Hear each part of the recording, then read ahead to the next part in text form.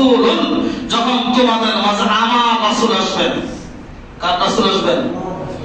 আরেকটা কথা, সূক্ষ্ম কথা বলি, একজন রাসূলের শানে শুধু আল্লাহ রাসূল ব্যবহার করে, উনি মুহাম্মাদুর লা ইলাহা ইল্লাল্লাহ, মুহাম্মাদুর লা ইলাহা ইল্লাল্লাহ, মূসা কালিমুল্লাহ, লা ইলাহা ইল্লাল্লাহ, ঈসা রূহুল্লাহ, লা ইলাহা ইল্লাল্লাহ, আদম সফিয়ুল্লাহ, লা ইলাহা ইল্লাল্লাহ, ইব্রাহিম খলিলুল্লাহ, লা ইলাহা ইল্লাল্লাহ, ইসমাঈল যাবিউল্লাহ।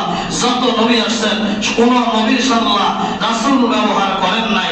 তার মানে হলো আল্লাহ এখানে বুঝিয়ে দিলেন, তোমাদের নবুয়ত দায়িত্ব পালন করার সময় হিকমত দিব, নবুয়ত দিব, কোরআন তোমাদের কিতাব দিব, নবুয়ত দায়িত্ব পালন করার সময় যদি আমার রাসূল আসে, সুম্মা জাআকুম রাসূলুম মুসাদ্দিকুল লিমা মাআকুম, আমার রাসূল যদি আসে, আমার বন্ধু যদি আসে, আমার শেষ নবী যদি আসে, তোমরা তোমাদের নবুয়ত দায়িত্ব বন্ধ করে দিবা।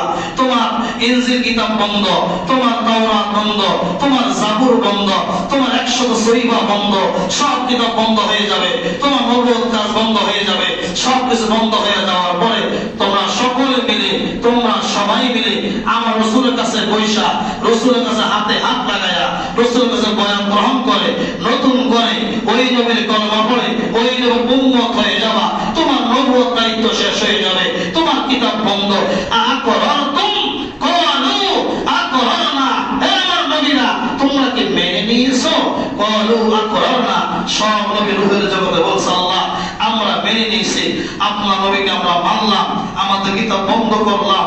নবীর আমার দুনিয়া থাকা অবস্থায় নবী আসলে আমার নবুয়ত দায়িত্ব বন্ধ, আমার কিতাব বন্ধ, আমার সালাতের কথা বন্ধ, আমার সহিফা বন্ধ, আমার সব বন্ধ হয়ে যাবে।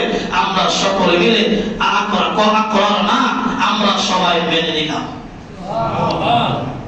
আল্লাহ বলেন এতটুকু বললে শেষ হবে না, ওয়া আনা মাআকুম মিনাশ শাহিদিন, হে নবীরা আমি আল্লাহ তোমাদের সাথে সাক্ষী থাকলাম। তোমাদের দুইটা কথা আমি বলি, এখন তো রূহের জগতে ওয়াদা করলা, দুনিয়াতে যাওয়ার পরে আমার নবী আসলো, তুমি যদি নবীকে নবী না মানো, তোমার কিতাব বন্ধ না করো, তোমার সালাতের কথা বন্ধ না করো, তোমার কালিমা দাওয়াত বন্ধ না করো, রাসূলকে তুমি যদি না মানো, আমি আল্লাহ তোমাকে দুইটা শাস্তি দেব। এক নম্বর হলো তোমার নবুয়ত দায়িত্ব উঠে নেব, আমি তোমাকে বেঈমান করে দুনিয়াতে কাফের করে তোমাকে জাহান্নামে নিক্ষেপ করব। সুবহানাল্লাহ বলেন। তাহলে বোঝা গেল নবীজি দুনিয়াতে আসবেন, নবীজির মিলাদ হবে, নবীজির জন্ম হবে, নবী দুনিয়াতে আসবেন, সর্বপ্রথম খবরটা কে দিয়েছেন? আল্লাহ। জোরে বলেন কে দিয়েছেন?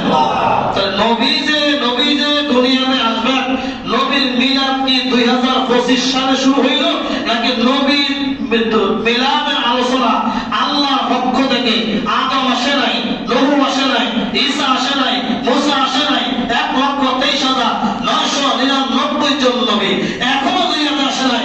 আসার আগেই আল্লাহ রাব্বুল আলামিন সর্বপ্রথম আমার আপনার নবীর মিলাদের আলোচনা সমস্ত নবীদের সামনে করেছেন। সুবহানাল্লাহ। এটা কি বেদাত না আল্লাহর সুন্নাত? বলেন কার সুন্নাত? আল্লাহর সুন্নাত। তাহলে আমরা কোরআন থেকে পাইলাম সূরা আলে ইমরান 81 নম্বর আয়াত, বলে দিলাম সূরা আলে ইমরান 81 নম্বর আয়াত। আল্লাহ পাক সর্বপ্রথম নবীজির মিলাদ পালন করেন আরশ আসিবে। সুবহানাল্লাহ।